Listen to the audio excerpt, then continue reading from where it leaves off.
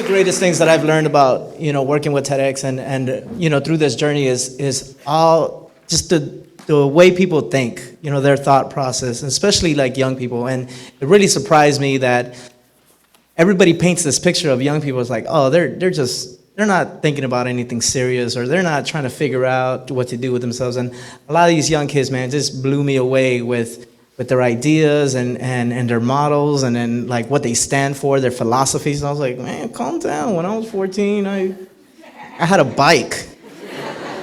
So I was like, oh, you're trying to figure out life. I had a Nintendo when I was 10.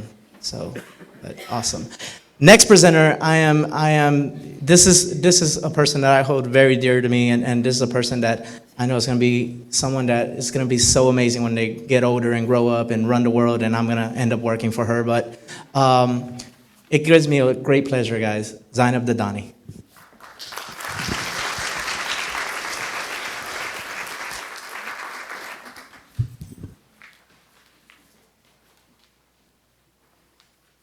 Assalamu alaikum. Hello everyone.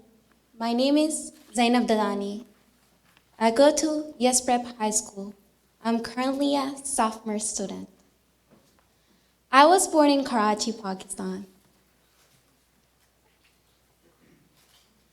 So let me tell you more about Pakistan. Pakistan is divided into 4 provinces. We have Punjab. It's really famous for Minar-e Pakistan. We have Sindh. It's really famous for the tomb of Quaid-e-Azam Muhammad Ali Jinnah, who was the founder of Pakistan. By the way, guys, I'm from this province. We have Balochistan. It's really famous for Uruk-leg and Ona-leg. And finally, the new province called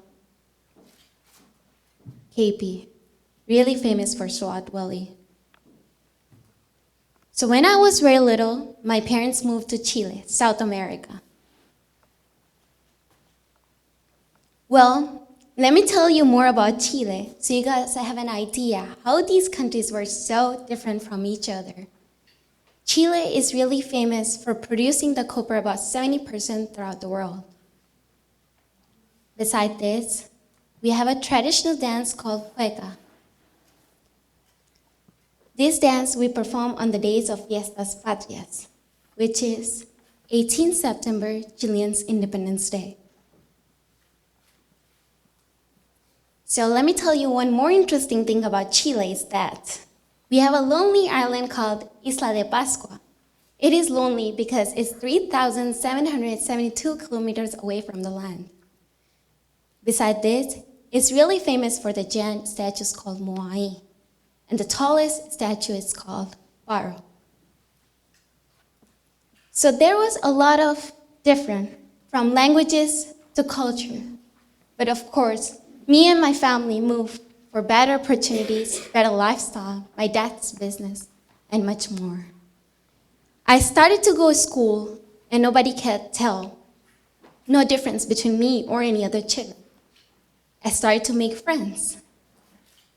My dad says, poor a person is when he or she does not have friends.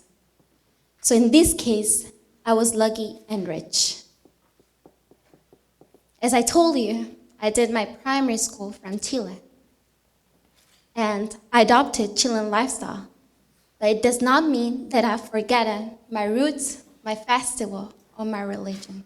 So I still do carry them out. This is in Chile, right in front of the President House. The sector is called La Moneda, Santiago. This is my dad. My dad has 2 master's degrees, one in international relations and the other one in economics. He always worked hard, and his dream is that one day I become a PhD student. And Dad, I hope to fulfill your dream, inshallah. This is my brother Salman. He always encouraged me in so many ways and supported me. He just been a good role model for me and for my family. So I've been to a lot of different countries: Chile, Peru, Bolivia, Switzerland, England, Turkey. Well, my list is quite long, but my destiny was America. So today I would love to share a quote that inspired me and made me think that I was welcome in this country. Here you go. Give me a tide, you're poor, your hand masses yearning to bread free, the wretched refuse of your teeming shore. Send these to the homeless, tempest toast to me. I'll lift my lamp beside the golden door. As I mentioned earlier, I'm from a small city called Iquique, a small peninsula. One side, Pacific Ocean, and the other side, Bay Mountain. So moving from a small city to a big city was not very easy. I knew I would face a lot of different things, and I did. To be honest, I was scared first, but then when I arrived to America, I realized people were generous, teachers were so kind, my cousins were so caring, and my family was so loving. Also, I saw how diverse it was. It had multitude of nationalities, ethnicities, and religion. One could learn about any culture if they wanted. For instance, you can go out here, eat in Chinese restaurant, eat chow mein, or you can go out eat Indian food like idli, Pakistani food, biryani, or Middle Eastern kebabs, and learn more each day.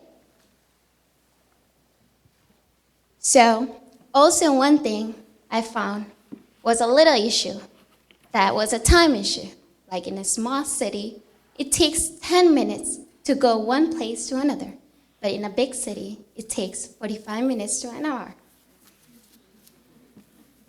Also, one thing was that here, people wake up 4 in the morning, take highways, and then they make sure they are at work on time, college, or school. At some point, we have done this. But before I come to America, I haven't done that. Because the first thing that, when I saw that, it came out from my mouth was, ¿son humanos? But the answer was, yes, they are humans. But I was unaware of the saying, early to bed, early to rise, makes a man healthy, wealthy, and wise. So always be thankful of God for giving me a beautiful life with beautiful parents and a broad mind to see the life with each and every angle. Like Enlander said, nobody gets to live life backwards. Look ahead, and there's your future lies.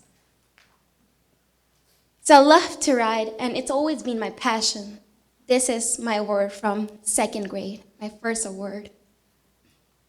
But I didn't know that it's gonna become my talent until I met American spoken word poet Marlon Lizama, who actually inspired me. And for the first time, I began to write. My first poetry was Después de 100 años, after 100 years. After that, I was asked in a documentary film called I'm Houston's Future. So I love to write and express my feelings to the world. It makes me feel great and touches my soul. Sometimes in a few sentences, I get to say a lot. I want to show everyone how I see the world, the difference between light and darkness, love and hate, wealth and hunger, feelings and the emotions, loudness and the deafness. I want to create better ideas, optimistic ways, eliminate hatred, and how to live in a peace. This is my poem, and it's called Uniqueness. Uniqueness is a word hidden in every person. Being different, I enjoy. Brown eyes, black hair, dark skin, dressed different, hair messy and tied. Here I am, ready for life. So I wish I could tell you about my culture. I wish I could make you understand. It's all that you see, my dress, my accent, that causes accident in your native tongue. So if I apologize, would that be enough?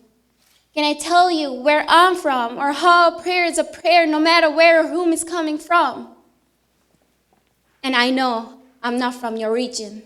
So let's focus on religion. Christian, Jews, and Muslim focus on one God. If our faith is based on peace, then what makes me odd?